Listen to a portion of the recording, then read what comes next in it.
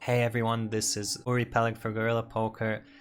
Today I'm going to be covering round 3 of the high stakes feud between Doug Polk and Daniel Negreanu, who are playing heads up for large amounts of dollars. Online, lots of hands, very exciting to watch.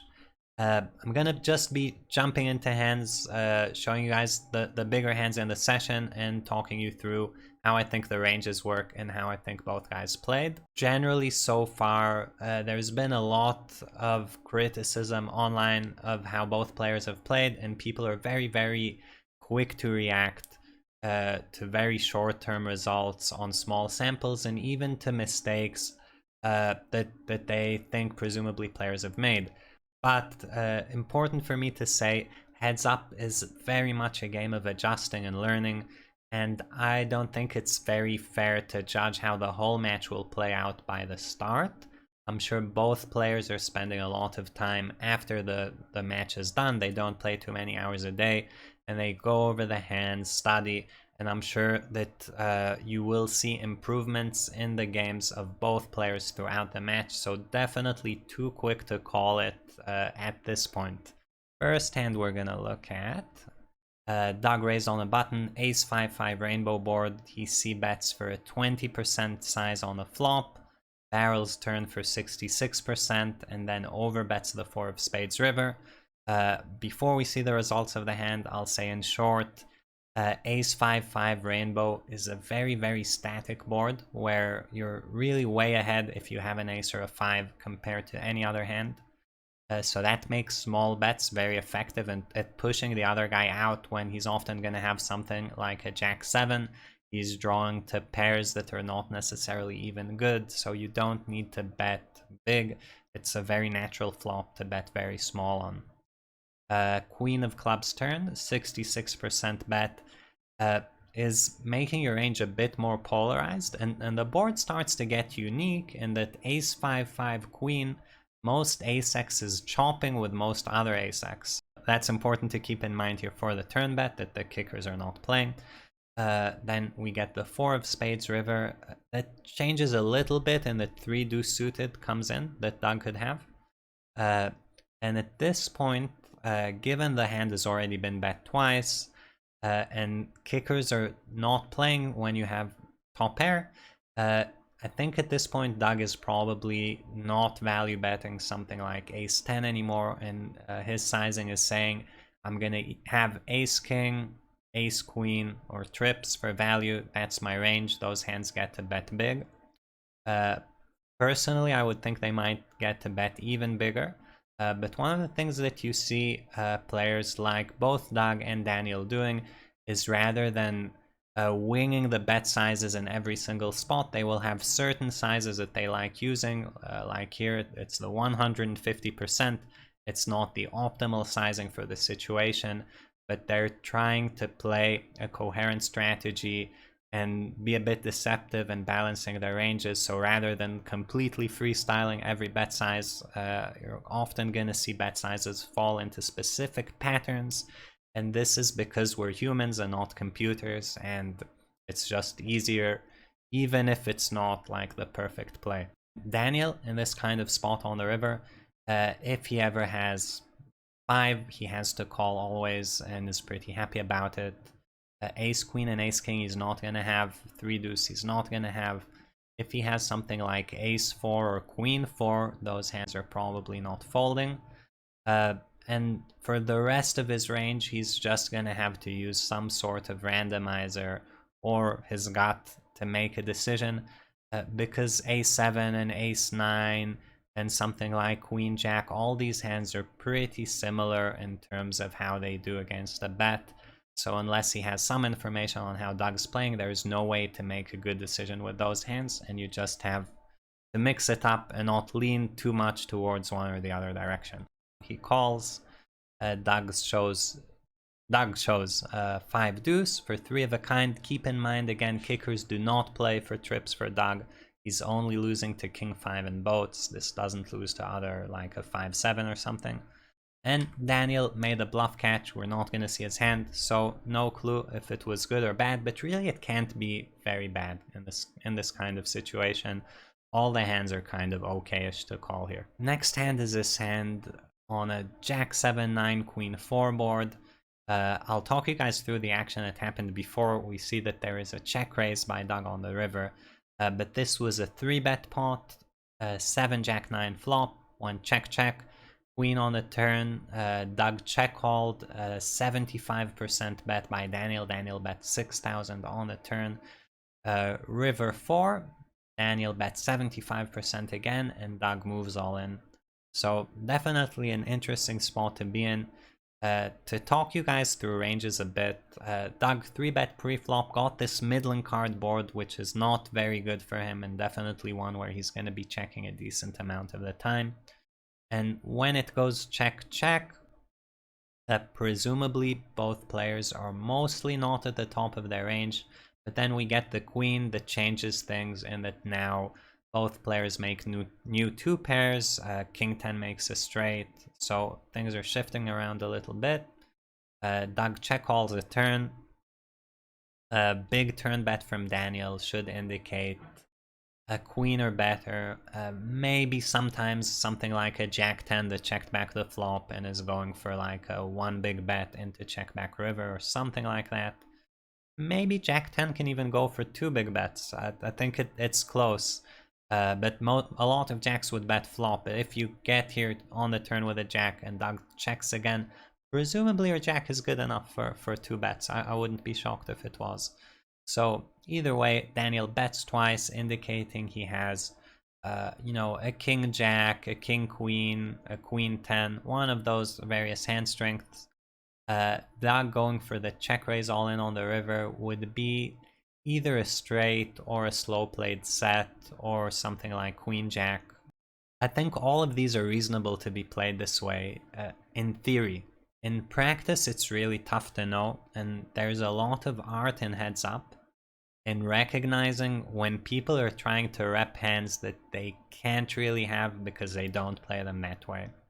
Now, Daniel and Doug are still too early in their heads-up match to be doing stuff like this, but certainly as a match goes on, you might find people making like really thin river calls where they just know the other guy would not play a hand in a certain way, even just by gut instinct, like there is a flow of a match and maybe Doug or Daniel, one of them is you know, really likes to go for the turn check raise when he has a good turn hand or something like that, and you just know the hand will not show up there on the river. Either way, let's see the results of the hand. Daniel is tanking, calls with a queen 9 to beat Doug's 10-9. So if we're looking at the play, I think first of all, Doug's play with 10-9. Check flop makes sense. Check all turn is kind of what you have to do. And then on the river, you can check call, check fold, check raise. All the options are on the table.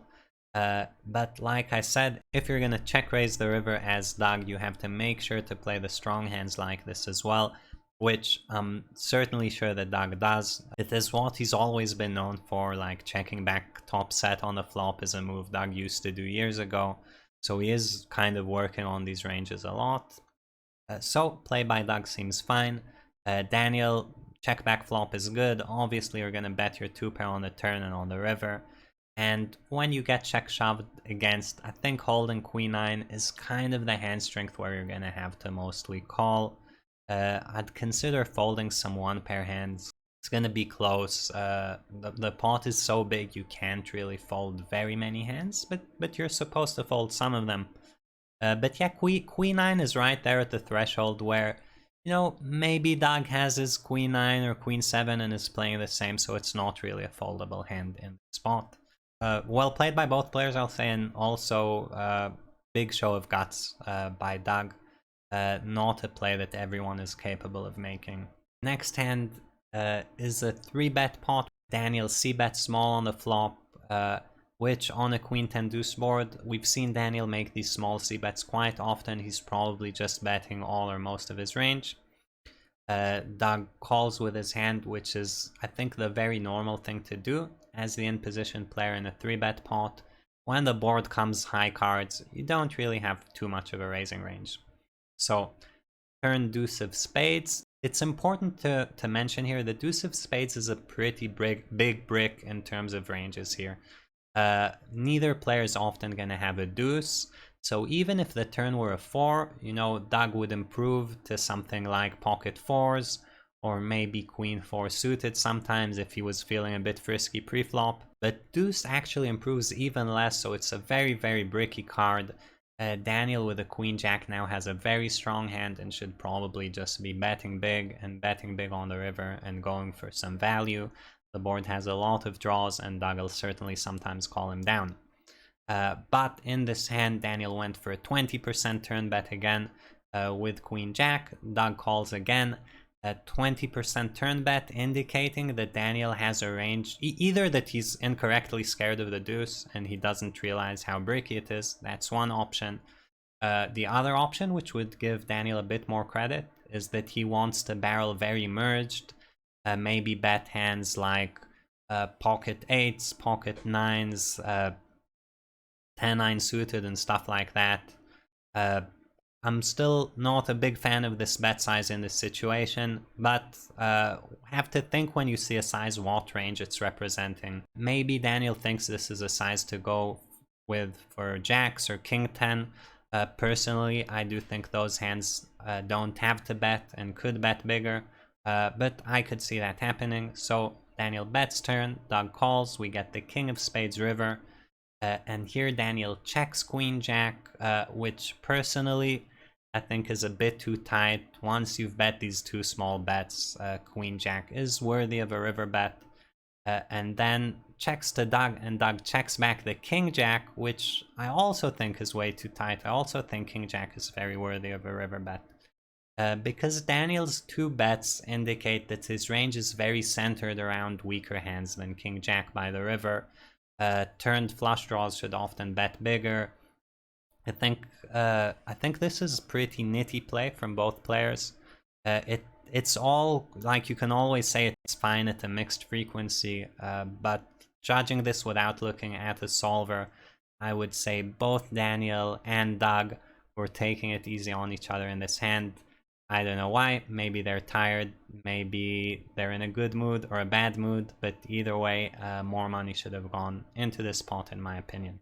In this next hand, this is a 3-bet by Daniel. He gets the very good ace-jack 8 two-tone board, goes for his trademark very small c-bet, turns the 8 of spades, a card that strongly favors Doug.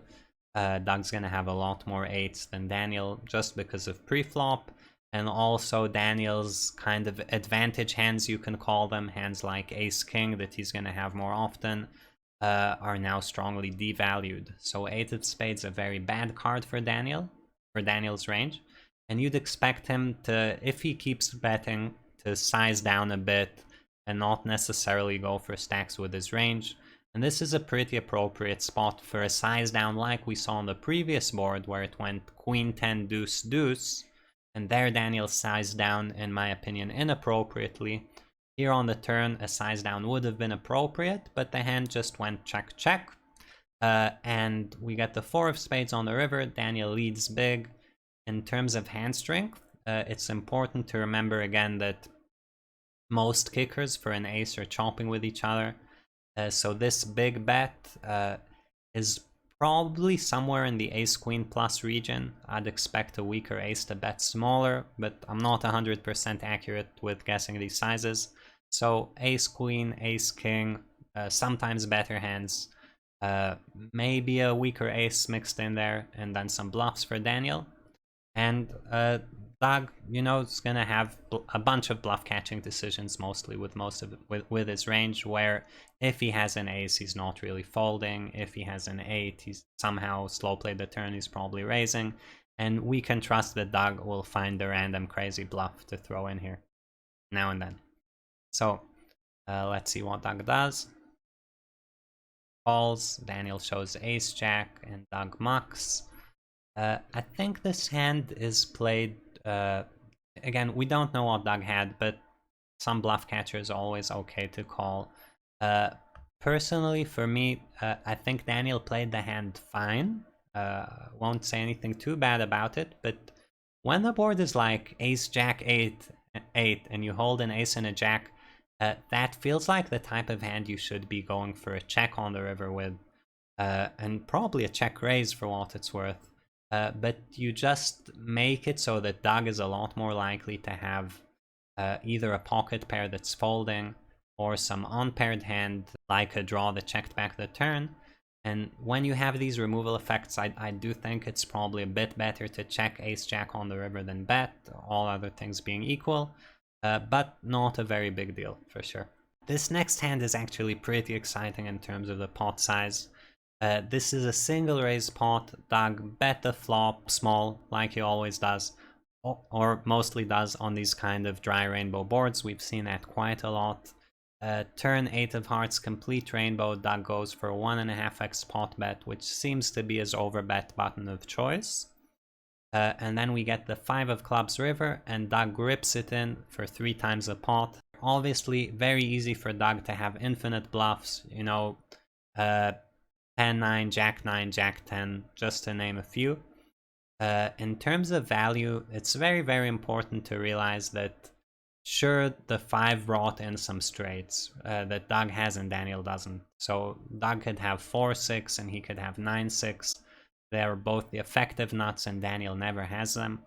And that might make you really tempted to look to call the river with blockers to the straight. But in this kind of spot, Doug could also just rip in river with something like King 7, King 8, any set, so 3s, 7s, Kings, 8s. Like, all these hands could potentially shove the river. Pocket King specifically, I feel like, has pretty poor removal effects for that.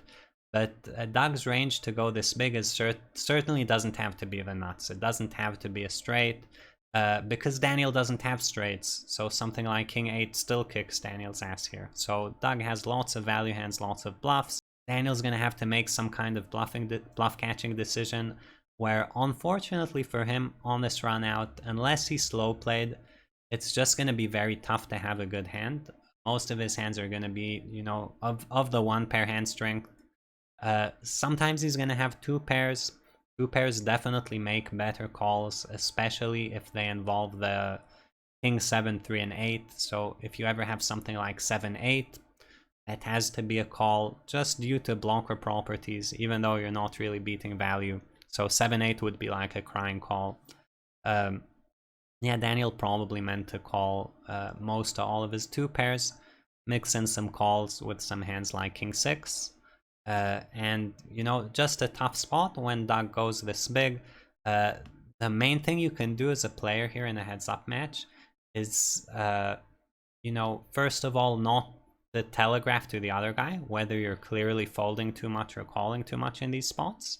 And second is to pick up any information you have from him. So does Doug have a timing tell?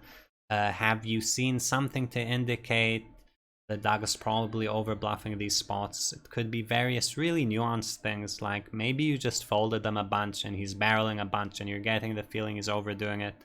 So if you can pick up anything, that can help a lot, because really Daniel's range is just screwed here, and all of his hands are, you know, if Doug is balanced, just roughly 0 EV, or at least most of them are.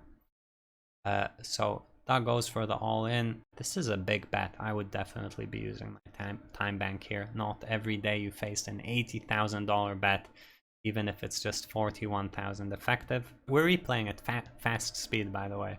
So he's tanking his ass off here. And we have King 7 for Doug. For the good value bet, on the thinner side, but certainly fine. And King 5 for Daniel for, you know, this is one of the 2 pairs where your blockers don't help, but you have to think, would Doug ever do this with King 3? Maybe. So King 5, I think, has to call for Daniel. I think he probably knew he has to call and was just going through things in his head and combos and making sure, because it's a lot of money, which is a good habit. And King 5 is certainly not making you a lot of money. But as long as you respect Doug for being able to bluff, and I think seeing all the hands like the first check raise all in with 10-9, we definitely give Doug credit for pulling the trigger. You can't fold King 5, so very well played hand by both, and really just a cooler. We're gonna have 2 hands left, and they're both pretty exciting hands. So nice hands to finish off with. Okay, so first hand, we're on the turn, ace 9-5, rainbow, deuce on the turn. Daniel 3-bet pre-flop, 20% bet the flop as he likes to do. Goes for the 20% turn bet, which he also likes to do, and which I mentioned, I don't think he's necessarily using in the most appropriate spots. Again, but we do need to think of the range, and we'll see at some point, I guess. But it fits with Daniel's, like you always hear him talking about his small ball approach. This is a very small ball bet size where he's throwing the small bet out there and then trying to read his opponent. But in terms of hand strength, what would make sense to make the small turn bet? Something in the, pair of nines through pair of kings region would be the hands that make sense to make the small turn bet with. And then you can throw in some weak aces in there and some draws in there and various hands. But personally, I would think a simpler strategy to execute is to have a big bet or check. But if you're digging deeper and put a lot of work in, having big bet, small bet, and check works. And certainly if you have, soul reading abilities, like Daniel does live, I think this strategy makes a ton of sense for him, and maybe it's just something he's used to. And that's one of the things where online takes you out of your comfort zone. And in a live setting, making this kind of bet and then making a read might be super effective for Daniel. But online, it's going to be a lot tougher for him to do that. So he faces a big raise from Doug. We're going to try to think, what does it mean? What's a hand range? Well, if Daniel is betting a pair of nines through a pair of kings as the bulk of his range, Doug needs some hand that beats that. So you might sometimes see him raising like an a7 to check back the river. But mostly this is going to be very strong hands like 2-pair plus and some random bluffs. And there are lots of ways you can think of to select bluffs here. Some people like going for stuff like pocket threes, where pocket threes, if Daniel ever bet calls with a draw, you're still ahead. Some people take gut shots like that. There are various ways to go about it, and really you just want to be a bit all over the place and not too predictable.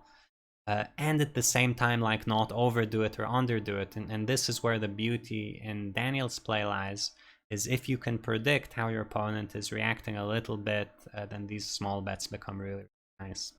Okay, so Daniel makes a small bet, faces the big polarized raise from Doug.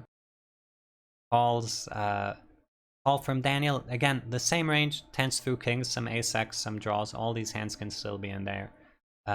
Maybe some traps, pocket aces. 10 on the river might improve pocket tens. And we see the showdown where Daniel has king 4 of hearts. He put the king high combo draw in a small turn bet range. I really like this play. Really big draw. You don't mind getting raised because you can always call and you're presumably ahead of bluffs.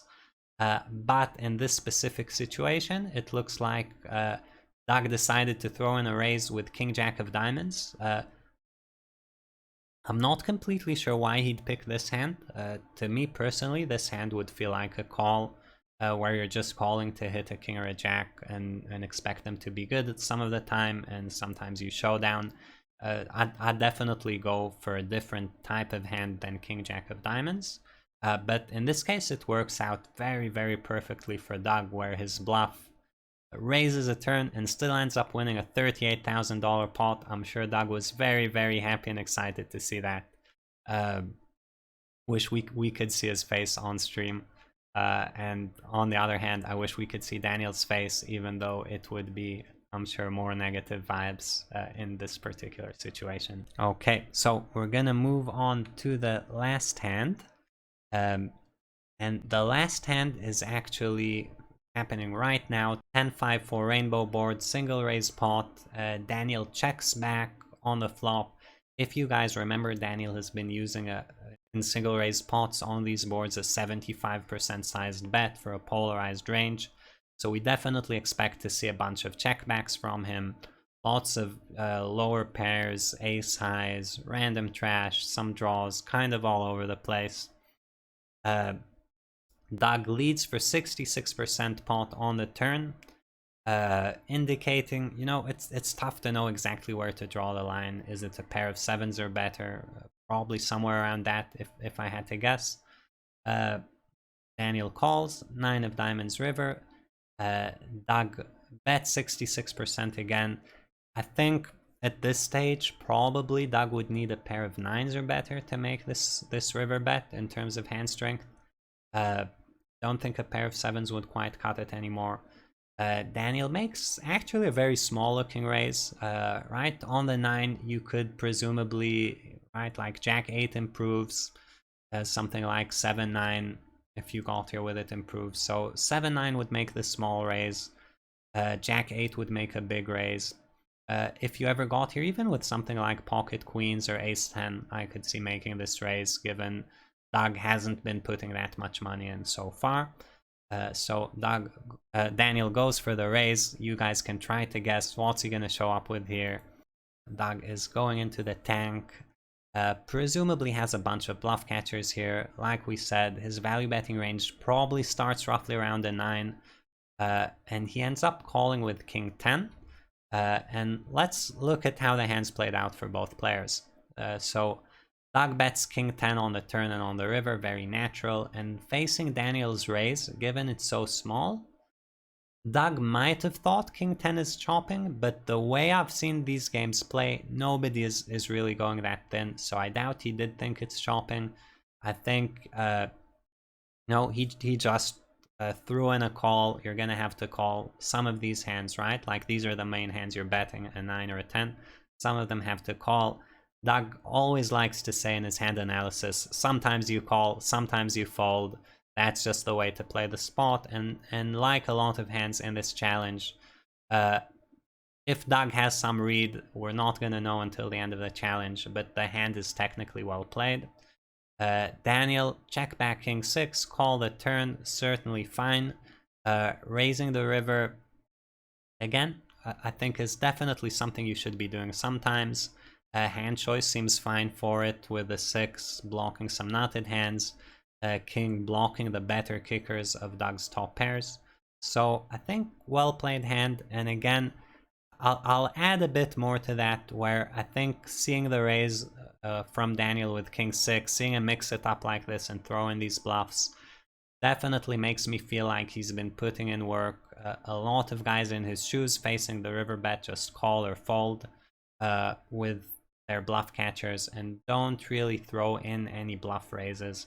So these are extremely important, because Daniel will sometimes just show up with something like pocket 9s or 7-9 or 5-9 suited on the river, and definitely wants to raise those. So impressive to see a bluff. I think well played by both. This wraps up the last hand of the video. The match ended up $115,000 for Doug Polk, which is roughly 3 buy-ins. Large amount of money, not a very large amount of big blinds. Challenge is still just starting out. It could easily flip in a single session at this point, and very exciting to see all these hands. Hope you guys enjoyed the video. If you did, please like and subscribe to the channel, and I'll see you next time.